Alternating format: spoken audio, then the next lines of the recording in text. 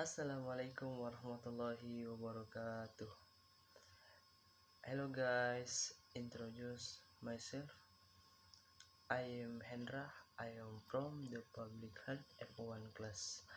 Here I would like to present to all of you about the part of speech. Jadi teman-teman sekalian, saya akan mempresentasikan part of speech. Yang pertama, saya akan menjelaskan arti dari part of speech. Part of speech adalah jenis-jenis kata yang merangkai satu kalimat menjadi padu dan memberikan pemahaman pada pembaca atau pendengar. Jadi kita membuat suatu kalimat yang bisa menjadi padu, yang bisa berhubungan dan bisa memberikan pemahaman yang gampang, yang dapat diterima baik itu untuk pembaca maupun pendengar kalimat yang kita buat. Di dalam part of speech juga itu terdapat lagi juga bagian-bagian di dalamnya. Ada yang namanya noun, ada namanya pronoun, verb, adjektif, kemudian ada adverb, proposition, conjunction, sama introduction. Jadi itu adalah bagian-bagian dalam part of speech yang harus kita kenali, karena sebelum kalau kita misalnya belajar part of speech, berarti kita harus mengenal 8 bagian itu di dalam part of speech, seperti begitu. Baik, saya akan menjelaskan dari satu persatu part of speech ini yang 8 bagian tadi. Yang pertama ada number 1, ada yang ini noun.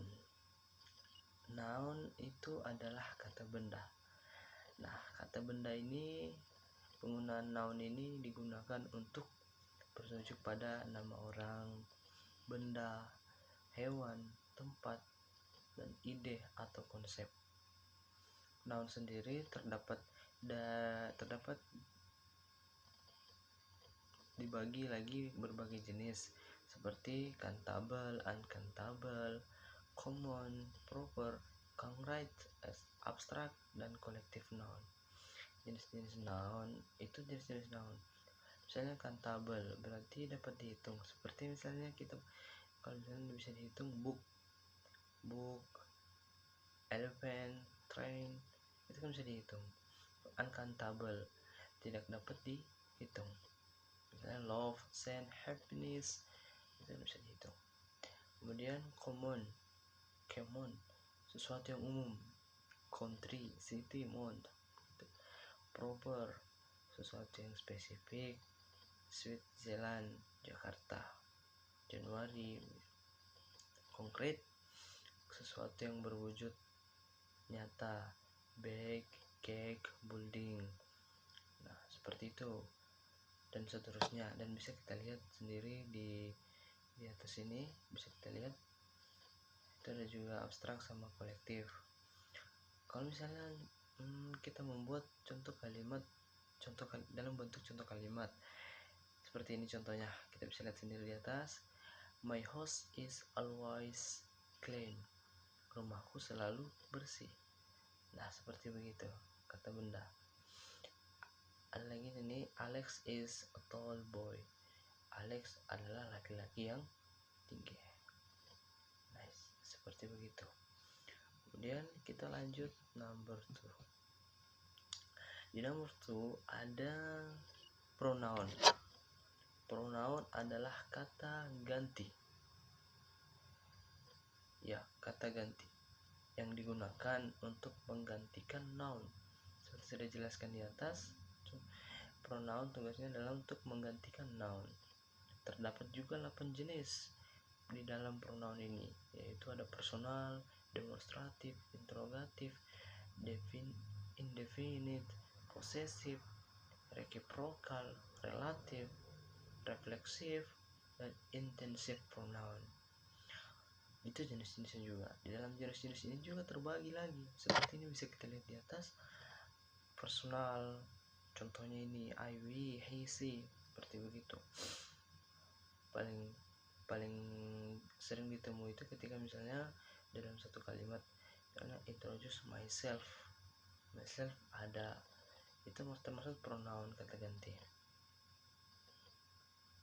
Ya, seperti begitu. Next, selanjutnya number 3. Number 3 ini ada kata verb atau kata kerja. Kata verb adalah kata kerja yang digunakan untuk menunjukkan tindakan atau keadaan tersebut. Verb dapat dibagi ke dalam beberapa jenis seperti action verb dan linking verb. Jenis-jenis verb ini 3 sebenarnya, karena ada action verb transitif dan juga action verb intransitif, kebalikannya. Kalau action verb itu menunjukkan tindakan atau pemikiran dan dilanjutkan dengan direct object, contoh have, give, write, begitu. Nah, action verb menunjukkan juga tindakan tapi tidak diikuti dengan direct object, seperti begitu. Contoh Arif, rice, white, seperti begitu. Kemudian yang terakhir ini jenisnya linking verb, penghubung subjek dan deskripsinya. Contoh be, tasty, ramen, seperti itu. Kalau misalnya kita buatkan dalam bentuk kalimat seperti ini bisa kita lihat di atas. I live in Kendari, saya tinggal di Kendari, seperti begitu. Selanjutnya next, number 4, adjektif. Ada di sini adjektif. Di sini bisa kita lihat di atas adjektif atau kata sifat. Saya bacakan.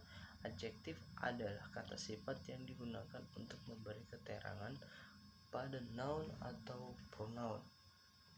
Seperti begitu teman-teman. Jadi mereka saling berhubungan. Ini cuman adjektif kata sifat memberikan keterangan pada kalimat noun atau pronoun nantinya. Ketika misalnya kita ketemu dalam satu kalimat ada noun sama pronoun, berarti pasti ada adjektif kata keterangan di dalam situ. Contoh I am handsome, saya ganteng, itu kata sifat. They don't work, mereka tidak bekerja. Sama bisa kita lihat di atas juga, Sihan is very beautiful, Sihan sangat cantik, seperti begitu.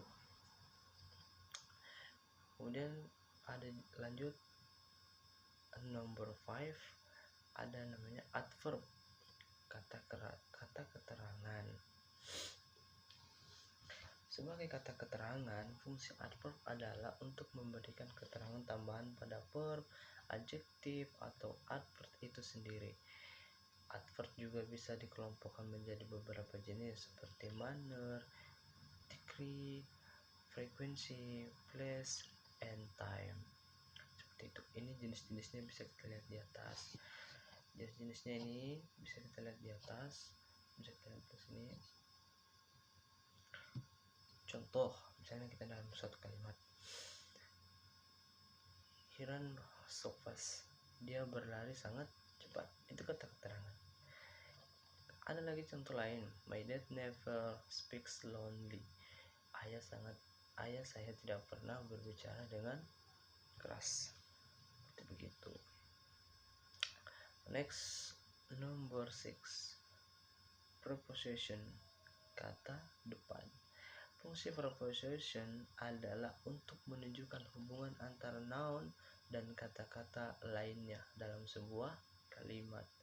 Contoh seperti begini, in, on, at, through, white, be, by, of, seperti begitu. Ini bisa kita lihat sendiri di atas cara penulisannya gimana, gitu. Next, selanjutnya number 7. Conjunction.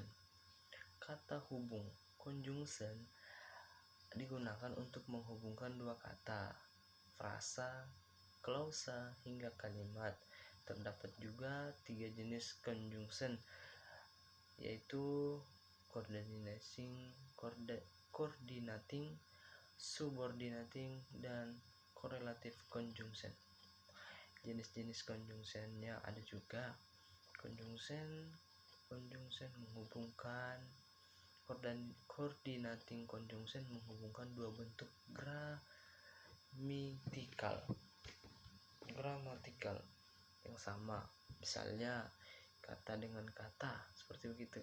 Contoh, for and nor, both, but, or, yet, so, seperti begitu. Ini bisa kita lihat sendiri di atas kan. Teman-teman sekalian bisa melihat di atas ini bisa kita lihat di atas ini. Kemudian selanjutnya subordinating conjunction menghubungkan induk kalimat dan anak kalimat. Ya, contoh after, since, although gitu. Kemudian yang terakhir correlative conjunction, kata hubung yang berpasangan. Ya, contoh not only but also, either or, seperti begitu, kata hubung yang berpasangan. Oke, next yang terakhir ada namanya interjection, kata seru. Nah, interjection ini dari semua materi di atas, ini adalah kata-kata yang biasa sering sekali muncul. Semua sering muncul, tapi ini kata seru yang gampang untuk kita ketahui bahwa ini part of speech ini. Kalau misalnya yang lain tadi harus kita cari tahu dulu, harus kita benarkan bahwa ini conjunction, ini adverb begitu. Kalau interjection gampang karena dia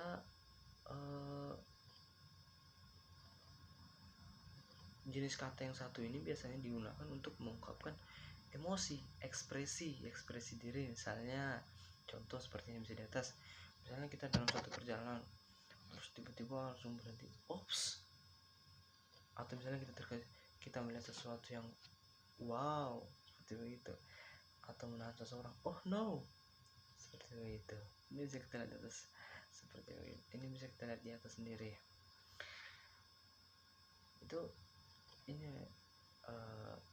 sedikit penjelasan dari part of speech, walaupun mungkin masih banyak kekurangan, tapi itu sedikit yang bisa saya jelaskan mungkin, dan mudah-mudahan dapat diterima oleh pendengar ataupun pembaca. Itu aja yang bisa saya sampaikan. Thank you for attention.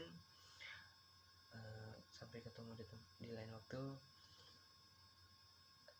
Assalamualaikum warahmatullahi wabarakatuh. See you.